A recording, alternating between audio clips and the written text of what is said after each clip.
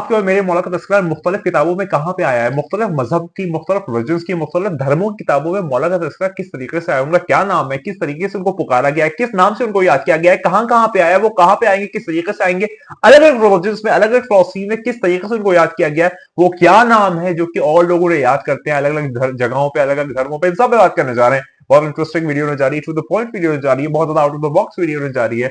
आज हम बात करेंगे कि डिफरेंट रिलीजन्स में मौला का तस्करा किस तरीके से आता है और लोग किस तरीके से उन्हें याद करते हैं, सब पे बात करने जा रहे हैं।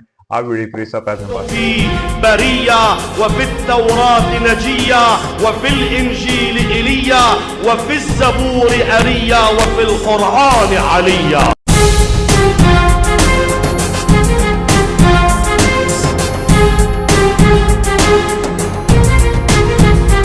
आगाज करते, तो आज मैं बात करने जा रहा हूँ कि मौला इमाम ज़माना इमाम मीडिया का तस्करा मुख्तलिफ रिलीजन्स में, डिफरेंट स्क्रिप्चर्स में, डिफरेंट धर्मों में किस तरीके से आया है, किस नाम से आया है और लोग उन्हें किस तरीके से याद करते हैं, खुदा ने उनको किस तरीके से तारुफ किया है, क्या इंट्रोडक्शन है, कहाँ कहाँ पे है, हिंदू में, क्रिश्चियनिटी में, जुडाइज्म में, ताओइज्म में, पारसी में, ज़ोरास्ट्रिज्म में और डिफरेंट रिलीजन्स में उनको कैसे याद किया जाता है, तौरात में क्या नाम है, इंजील में क्या नाम है, ज़बूर में क्या नाम है, कुरान में क्या नाम है, इन सब पे बात करने जा रहे हैं। चलिए बात का आगाज करते हैं, इस असास के साथ करते हैं कि वो आने वाला है। बात का आगाज करते हैं तो फिर मेरे सामने जो किताब है वो है क़यामत सुग़रा। यहाँ पर मैं एक सिर्फ पढ़ रहा था तो इसमें एक पूरा एक यहाँ पर मजमून आया था कि मौला का तस्करा डिफरेंट रिलीजन्स में किस तरीके से आया है और किस किताबों में किस तरीके से उनको याद किया गया है। तो चलिए इस पे स्टार्ट करते हैं। तो सबसे पहले अगर मैं बताऊं कि जो खुदा के डिवाइन रिलीजन्स हैं, खुदा एक है, उसका डिवाइन रिलीजन जो है वो एक है, डिफरेंट तरीके से, डिफरेंट लोगों के जरिए, डिफरेंट जमानों में, डिफरेंट लैंग्वेजेस में, डिफरेंट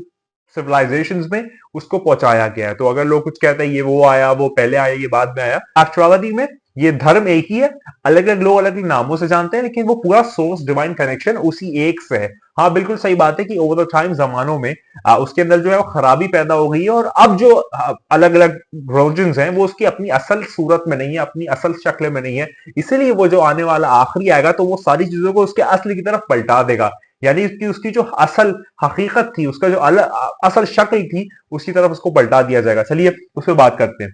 तो यहाँ पर जो है यहाँ पर डिफरेंट रिलीजन्स में यहाँ पर नाम आता है। तो सबसे पहले अगर मैं बात करूं कि यहाँ पर जो नाम है अब्राहमिक स्क्रोल्स, यानी कि जनाब इब्राहिम के सहीफे जो थे उसमें उनका नाम जो है वो मास्टर है। यहाँ पर इंग्लिश में ट्रांसलेशन हुआ है, उसका जो भी ट्रांसलेशन है उसको यहाँ पर इस तरीके से कर दिया गया है। तो जनाब इब्राहिम के सहीफों में उसका नाम मास्टर है। जो आपकी जबूर है उसमें उनका नाम सेल्फ सफिशिएंट है, सेल्फ सफिशिएंट उनका नाम जो है वो जबूर में है।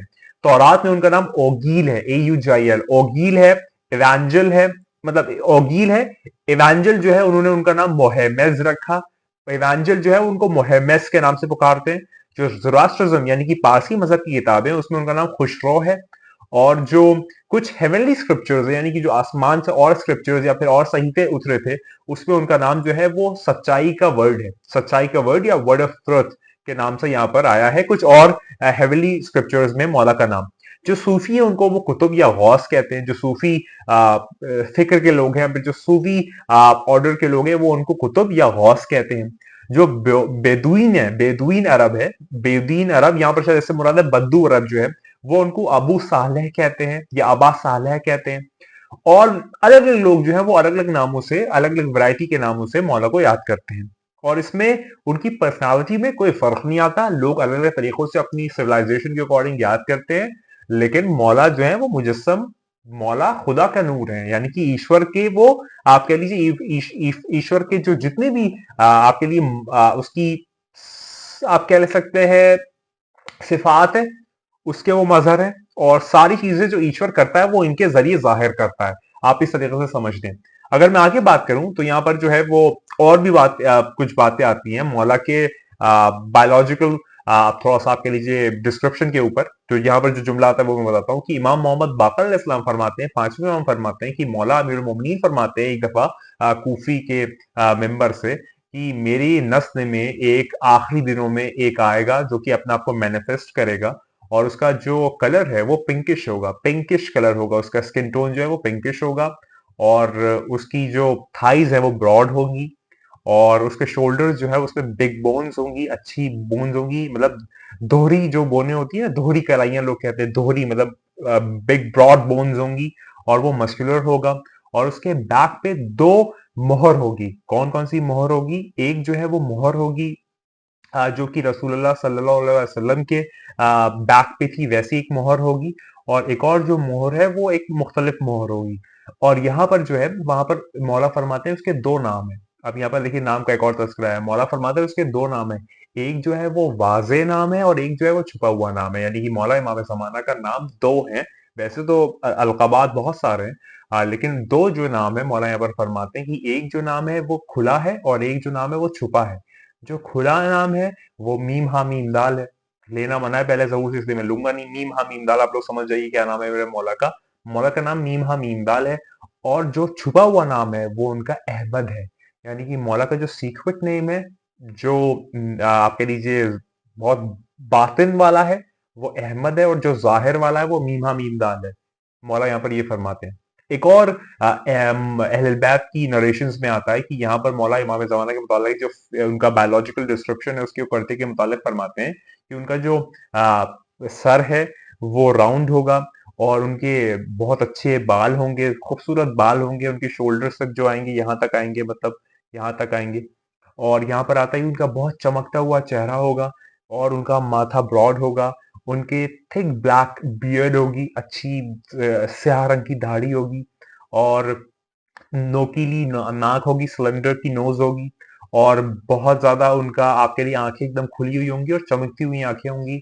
और उनकी जो आईब्रोज हैं वो कमान की तरह, जो तीर कमान होता है उसमें जो कमान होता है वैसी उनकी आंखें होंगी कमान की तरह। यहाँ पर मौला ये फरमाते हैं उनके जो दांत है वो एकदम साफ और शफाफ होंगे। और उनका जो शोल्डर्स है वो काफी ब्रॉड होंगी, काफी ब्रॉड और मस्कुलर उनके शोल्डर्स होंगी। उनकी हाइट जो है वो मीडियम होगी, मतलब बहुत ज्यादा कम नहीं है, बहुत ज्यादा ज्यादा नहीं, मीडियम दरमियाना कद होगा। और एक मस्कुलर बॉडी होगी। और उनकी जो स्किन टोन है वो पिंकिश होगी, बहुत ज्यादा पिंकिश उनकी स्किन टोन होगी। और यहाँ पर और जुमला आता है कि ये सारा का सारा जितना भी डिस्क्रिप्शन है ये सरकार दो आलम सल्लल्लाहु अलैहि वसल्लम से मिलता हुआ होगा। यानी कि जो पहला मीम हा मीम दाल था वो आखिरी मीम हा मीम दाल भी वैसे ही होगा। एक जो है वो खत्म नबूवत है और एक जो है वो खत्म इमामत है। तो आप समझ सकते हैं नाम उसका भी मीम हा मीम दाल, इसका भी मीम हा मीम दाल। वो भी जो है वो 1,23,999 पैगंबरों के बाद आया और ये भी 11 इमामों के बाद आएगा। वो भी जो है वो कंप्लीशन है, ये भी खुदा का कंप्लीशन है। वो नबूवत का कंप्लीशन है, ये इमामत का कंप्लीशन है। वो भी बाकी है, ये भी बाकी है। वो भी साखी है, ये भी साखी है। तो ये पूरा सिलसिला है। आगे जो है मौला की गैबत पे बात आती है, लेकिन यहाँ पर मैं इस वीडियो को इतना ही रखूंगा कि मौला का जो बायोलॉजिकल डिस्क्रिप्शन है वो बताया गया और मौला के कुछ नामों पे हमने रोशनी डाली कि जो मौला ने रिवायतों की रोशनी में बताया। अच्छा, अगर मैं बात करूं कुछ मौला के आप कह लीजिए अलकाबात के ऊपर, तो अलकाबात पे भी बात कर लेते हैं कि क्या है। तो मुझे मतलब इसमें शायद बहुत लोग ना जानते होंगे, लेकिन ये वाली बात मैं आपको बताता हूँ कि बहुत जबरदस्त चीज है और आप लोगों को पता होना चाहिए। जैसे अब्बास सालेह, नरगिस चश्मान, यूसुफ जहरा, तो ये सारी चीजें जो है वो आपने सुनी होगी। मैं आपको थोड़ा सा और बताता हूँ। मैंने एक बहुत जबरदस्त एक वीडियो भी बनाई थी पहले, लेकिन उसमें मैंने इस तरीके से पूरा बताया नहीं था कि मौला के नेम और उनकी कुनियत और टाइटल्स के ऊपर। तो मैं उस पर ये वाली वीडियो बनाना चाहता हूँ कि उनकी कुनियत, टाइटल्स और नेम्स के ऊपर क्या क्या है। तो चलिए बात का आगाज करते हैं। सबसे पहला जो है वो है अब्बास सालेह। अब्बास सालेह जो है वो पहली उनकी कुनियत है। एक है अहमद, जो हमने बात किया ना कि मौला का एक बातिन नाम है वो अहमद है। एक है अल बलद अल अमीन, मौला का एक लकब है अल बलद अल अमीन। मौला का एक लकब है अल एहसन। मौला का एक लकब है अल फज्र। मौला का एक लकब है अल मुंतजर। अल मुंतजर मतलब मौला इंतजार कर रहे हैं ना, तो उनका एक लकब है अल मुंतजर। फिर मौला का एक लकब है बकीउल्लाह, अल्लाह का बाकी, वो है मौला का एक और लकब। फिर मौला का एक और लकब है अल बासित, ये भी मौला का एक लकब है। मौला का एक लकब है अल खलफ, यानी कि सक्सेसर। मौला का एक है खलीफतुल्लाह, अल्लाह का खलीफा। मेहदी द गाइडेड वन, ये तो है ही, आप सब जानते हैं। सबसे ज्यादा मशहूर और सबसे ज्यादा मारूफ नाम जो है वो मेहदी है, मौला का टाइटल है। मौला का नाम नहीं है, ये सब लोग समझते हैं नाम है, नाम नहीं है। अभी the weighted one, the guided one, ये इससे मुराद ये हुई। मंसूर, मंसूर का मतलब है जिसको, द हेल्प वन, जिसको मदद की गई हो। अल कायम, कायम आले मोहम्मद हम कहते ही हैं, तो अल कायम यानी कि वो जो कि स्टैब्लिश करेगा खुदा का कमांड आखिरी जमानों में। जो आखिरी इमाम आएगा वो जो डिवाइन कमांडमेंट स्टैब्लिश करेगा, अल कायम यानी कि जो आप कह लीजिए पूरा पूरा एक निजाम जो तब्दील करके रख देगा, वो है अल कायम। तो मौला का ये भी एक यहाँ पर नाम है। एक और जो मुझे बड़ा दिली तौर पे पसंद है वो है साहिब जमान। मास्टर ऑफ द टाइम, साहिब उस जमान, साहिब मास्टर ऑफ द टाइम, जमान, जमान, इस जमाने का जो साहब है उसको हम साहिब उस जमान कहते हैं, आलियो मकाम कहते हैं, मेरे मौला कुल जहान कहते हैं, वही मेरे मौला साहिब उस जमान है। और एक है अल हिजाब, खुदा का हिजाब ना, वील जिसे हम कहते हैं हिजाब, तो ये भी जो है वो मौला का एक नाम है। इसमें कुछ नहीं आए, वो भी मैं मेरे जहन में आ रहा है, वो मैं आपको बता देता हूँ। एक है नरगिस चश्मन, नरगिस चश्मन, एक है यूसुफ जहरा, एक है जुमा, मौला का एक लकब जुमा भी है, सूरह कुरान में सूरह जुमा है यार, आप लोग को पता होगा, तो वो भी मौला का ही लकब है। मौला ही मौला मतलब उससे मुराद मेरे मौला है कि जब जुमे का वक्त हो तो अपने सारे काम को फेंक के दौड़ो, तो क्या फेंक के दौड़ो, मौला का जब ज़हूर हो जाए तो सब कुछ छोड़ छाड़ के दौड़ जाओ उनकी तरफ। ये इसकी असल रियलिटी है, असल इसकी मैनिफेस्टेशन है, इसकी असल आप कह लीजिए इसकी बातरी मीनिंग है, जो कि हम समझना चाहें और समझना चाहते हैं, और हमको समझना चाहिए अगर नहीं चाहते हैं। एक्चुअली नमाज का तो एक जाहिरी मतलब है ही कि जुमे के दिन नमाज पढ़ो, सारी चीजें करो, लेकिन असल में जुमा जब बुलाए, यानी कि जब ज़हूर हो जाए, तो अपने काम काज को सबको छोड़ के जो है वो जुमे की तरफ जाओ, ये इससे असल मुराद है। तो यहाँ पर मैंने मौला के कुछ टाइटल्स पढ़े, कुछ कुन्नियत पढ़ी, कुछ नेम्स पढ़े, कुछ जाहिर और बातिन के बात बताई, कौन कौन से मुख्तलिफ सहीफों में या अब्राहमिक स्क्रोल्स में या फिर टोरा में या फिर इंजील में या साम्स में किस किस नाम से याद किया गया है वो बात किया।